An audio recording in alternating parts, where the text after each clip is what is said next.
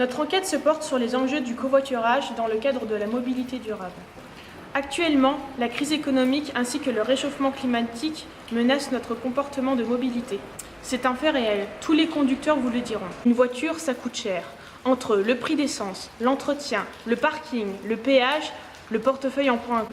Sans compter du fait que la voiture est l'un des transports le plus polluant dû à son grand nombre d'utilisateurs. Tous ces facteurs nous poussent à changer nos habitudes de locomotion. Pour répondre à cette question, nous avons donc interrogé plusieurs intervenants. Donc je me trouve actuellement devant le bâtiment de l'ADEME où nous allons interroger M. Gabriel Plassa, un expert sur les transports du futur. Sur les différentes questions, le covoiturage ou les différents services de mobilité, il faut les voir comme des briques qui complémentent des solutions historiques qui sont l'automobile et les transports collectifs publics. Donc ces deux briques historiques, la voiture individuelle privée et le transport collectif public, en fait sont en train d'éclater et de se recomposer.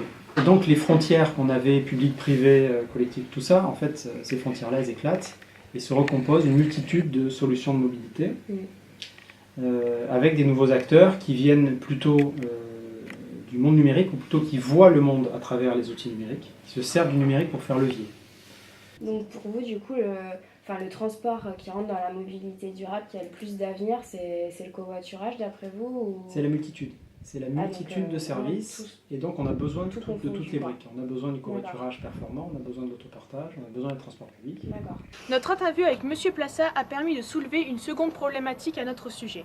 En effet, si nous considérons la place importante du covoiturage dans le cadre de la mobilité durable, il serait intéressant de voir comment optimiser la pratique de ce service.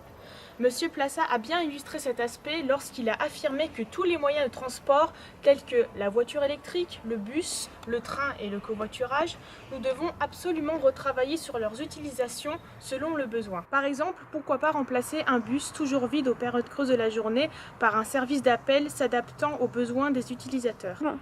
Nous avons décidé de nous rendre à Schema Business School, une école de commerce française, pour interroger les étudiants. En effet, nous avons remarqué que le covoiturage est très populaire chez les jeunes. En outre, ce sont les dernières générations qui seront les plus concernées par le développement durable.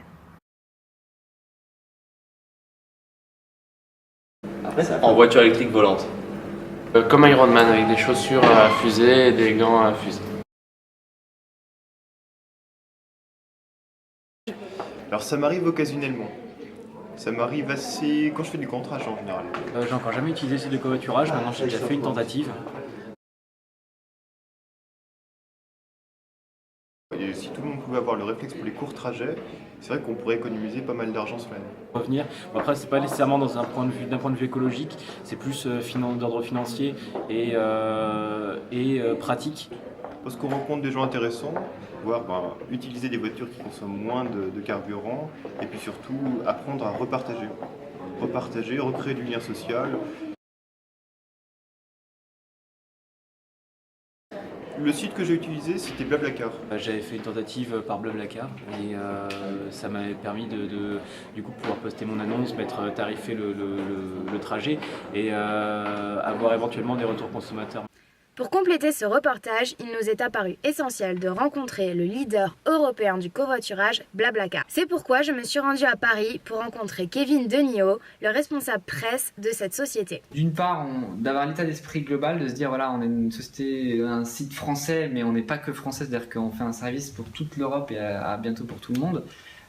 Donc l'idée c'est d'échanger avec des personnes, je sais pas, polonais, anglaises, montrer que vraiment l'international n'est pas qu'un mot, mais c'est vraiment une réalité pour nous. En Espagne, en Pologne, vous parlez de covoiturage aux gens et vous parlez de Blablacar. Blablacar, je faisais du covoiturage parce que ça nous rend nous-mêmes service. Et nous, on dit souvent qu'on est les premiers, nous, utilisateurs du site. C'est-à-dire que si nous, ça ne nous plaît pas, il faut que ça change et il faut qu'on le fasse à notre goût de covoiturage. Et après, ça permet également, on est l'économie du partage, d'échanger les bonnes pratiques. On fait partie de la consommation collaborative, vous savez, l'économie du partage, donc maintenant on partage tout, des idées, sa maison. Aujourd'hui, on recense plus de 3,5 millions d'utilisateurs du covoiturage en France. Ce chiffre démontre bien le succès et le développement de cette pratique de partage dans les mœurs des Français. Les avantages économiques, écologiques et sociaux font du covoiturage un incontournable de l'économie collaborative, même si certains usagers sont encore réticents sur l'aspect sécurité ou encore l'aspect ponctualité du covoiturage. Notre reportage a permis de comprendre certains points essentiels sur le covoiturage et son rôle dans la mobilité durable. D'une part, ce n'est pas seulement un service qui nous permet d'économiser des frais d'essence et d'entretien sur notre voiture, puis de diminuer l'émission de CO2 dans l'atmosphère. Le covoiturage, c'est avant tout un nouveau comportement de mobilité qui s'intègre dans nos mœurs et qui aurait vraiment un impact considérable sur l'environnement si tout le monde décidait d'adopter cette pratique. Contrairement à la voiture électrique, considérée comme le nouveau moyen de transport miracle, même si ce type de voiture serait peu polluante, cela ne résoudrait pas l'aspect social de mobilité durable. Évidemment, nous sommes encore assez loin de cette optique, intégrant donc l'économie de partage, car il est encore difficile pour l'homme de concevoir l'idée de partager ses biens privés. Cela ne concerne pas seulement la voiture, mais aussi le logement, le mobilier et les appareils électroménagers. Mais l'homme se prépare petit à petit à cette nouvelle philosophie, puisqu'on sait que la nature nous imposera de changer nos habitudes de vie dans les 50 ans à venir. Alors voilà, nous arrivons à la fin de notre projet de Sustainable Performance. Nous souhaitions remercier tous les intervenants qui ont participé au projet et nous vous remercions pour votre attention. À bientôt!